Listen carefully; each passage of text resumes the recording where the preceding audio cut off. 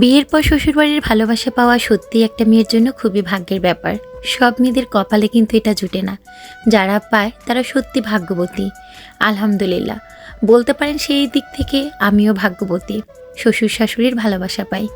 এই যেমন আমি না থাকলেও আমার শাশুড়ি আমার পছন্দের খাবারগুলো পাঠাতে একদমই ভুল করে না। আমি যেই খাবারগুলো খেতে পছন্দ করি ঠিক খুঁজে খুঁজে সেগুলোই পাঠাবে। আজকেও কিন্তু তার ব্যতিক্রম কিছুই হয়নি।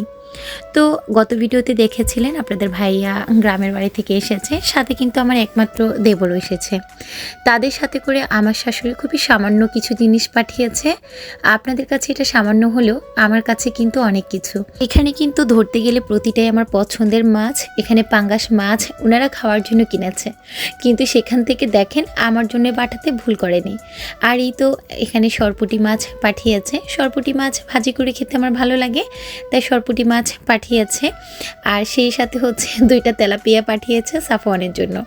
মানে এই মাছগুলো খুবই অল্প সংখ্যক, কিন্তু ওই যে বললাম না, আমার কাছে কিন্তু অনেক কিছু। কারণ পছন্দের জিনিসগুলো বেছে বেছে পাঠাতে ওনার একদমই ভুল হয় না। যাই হোক, এইখানে আপনাদের ভাইয়া হচ্ছে আবার ইলিশ মাছ এনেছে, যেহেতু ওদের বাড়ি একদমই মেঘনা নদীর পাশে। তো ওখান থেকে তাজা ইলিশ মাছ সবসময় গেলে আনে, তাই আমি কিন্তু একদম বেশি পরিমাণে আনাই না। আপনাদের ভাইয়া যেহেতু মাসে 2-1বার বাড়িতে যায়, তাই ফ্রেশ মাছগুলো আনানোর চেষ্টা করি যাতে তাজা তাজা খেতে পারি। আর এই হচ্ছে মাছ। এখানে খুবই অল্প সংখ্যক মাছ পাঠিয়েছে, তবে আমার ভীষণ ভালো লাগছে যে এরকম তাজা মাছ আমি খেতে পারবো। আর এই তো পাঙ্গাস মাছের কথা কি বলবো, পাঙ্গাস লাভার বলতে পারেন আমি, আমার এত বেশি পাঙ্গাস পছন্দের। আর এখানে হচ্ছে জাম্বুরা পাঠিয়েছে, এগুলো আমাদের গাছের জাম্বুরা। আর এই তো এখানে বেশি পরিমাণে একটু আমড়া পাঠিয়েছে, কারণ আমি আমড়ার আচার করতে পছন্দ করি, খেতেও পছন্দ করি, তাই আমড়ার আচার দিব। তো এখনই সব কিছু গুছিয়ে নিব। আর চলেন গুছিয়ে নিতে নিতে ছোট্ট একটা বিরতিতে আপুদের সাথে পছন্দের কিছু চেরি হিজাবের কালেকশন শেয়ার করি। তো এই যে দেখতে পাচ্ছেন, আমি কিন্তু একদমই হিজাবের একটা স্তর নিয়ে বসে গেছি, যেখানে আপনারা বিভিন্ন কালারের হিজাব পেয়ে যাবেন। আর এগুলো প্রত্যেকটা কিন্তু লং হিজাব, একদম ফুল কাভারেজ চেরি হিজাব। যারা হচ্ছে চেরি হিজাবগুলো পছন্দ করেন ফুল কাভারেজ, তাদের জন্য তো এগুলো বেস্ট বেস্ট বেস্ট কালেকশন।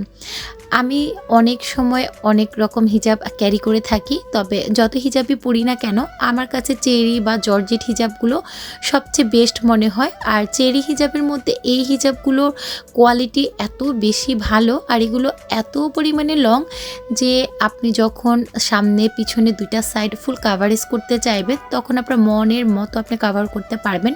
এগুলো প্রচুর পরিমাণে লং আছে, আর এত সফট একটা মেটেরিয়ালসের মধ্যে আছে।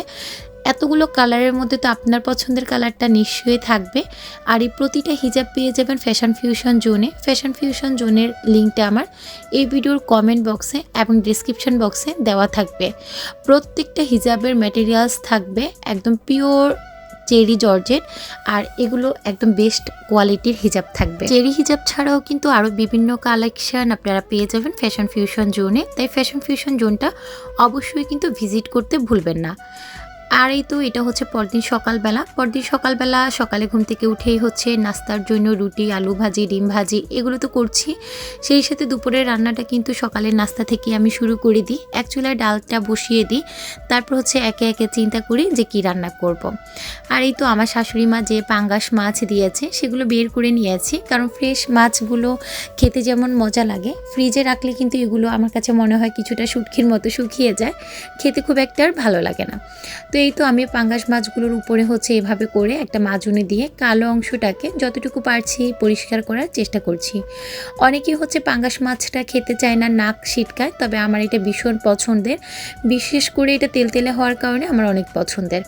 তো মাছগুলোকে আমি এভাবে টুকরো টুকরো করে এখন কেটে ভালো করে লবণ দিয়ে প্রায় আধা ঘন্টার মতো ভিজিয়ে রাখবো। তারপরে এগুলোকে ভালো করে ধুয়ে আমি তো রান্নাটা বসিয়ে দিয়েছি। কড়াই একদম একটু বেশি পরিমাণে তেল দিয়েছি, যেহেতু আমি পাঙ্গাসের তেল ঝোল করব।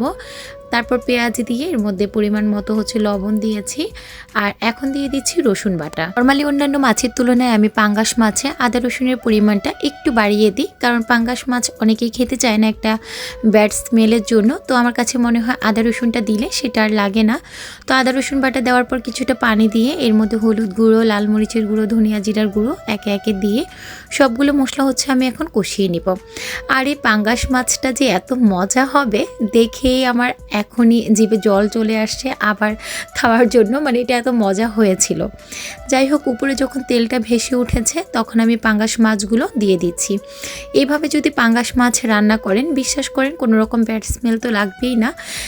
যারা পাঙ্গাস মাছ খায় না তারাও কিন্তু খেতে পছন্দ করবে। মাছগুলো দেওয়ার পর খুব ভালো করে নাড়াচাড়া করে আমি এখন একটা ঢাকনা দিয়ে একদম চুলার আঁচটাকে মিডিয়াম হিটে রেখে এগুলোকে কষিয়ে নেব। মাছের গায়ে থেকেও কিন্তু বেশ কিছুটা পানি বের হবে, আর এই তো মশলাগুলো ভালো করে মাছের মধ্যে ঢুকবে। তো ঢাকনা দেওয়ার পর আমি অন্য চুলায় কিন্তু এখানে মিষ্টি কুমড়ো দিয়ে চিংড়ি মাছটা রান্না করে নিচ্ছি। দুপুরের রান্নাটা শর্টকাটই করছি, তাই চিংড়ি মাছ দিয়ে মিষ্টি কুমড়ো আর পাঙ্গাস মাছের ঝোলটাই করলাম। রাতের বেলা না হয় ভারী কিছু আবার রান্না করব। আর এই তো আমার পাঙ্গাস মাছ হয়ে গেছে, দেখেন কালারটা এত সুন্দর হয়েছে। এভাবে পাঙ্গাস মাছ রান্না করলে আমার কিন্তু সাদা ভাতের সাথে আর কিছু লাগে না। আর ঝোলটা বেশি রেখেছি কারণ সবাই কিন্তু সাদা ভাতের সাথে এই ঝোলটা খেতেই পছন্দ করবে। তো কারা আমার মতো এইভাবে পাঙ্গাস মাছ রান্না করেন বা খেতে পছন্দ করেন, আজকের এই ভিডিওতে কমেন্ট করতে একদমই ভুলবেন না। আজকের মতো তবে বিদায় নিচ্ছি, দেখা হবে পরবর্তী ভিডিওতে। ভালো থাকবেন, আল্লাহ হাফিজ।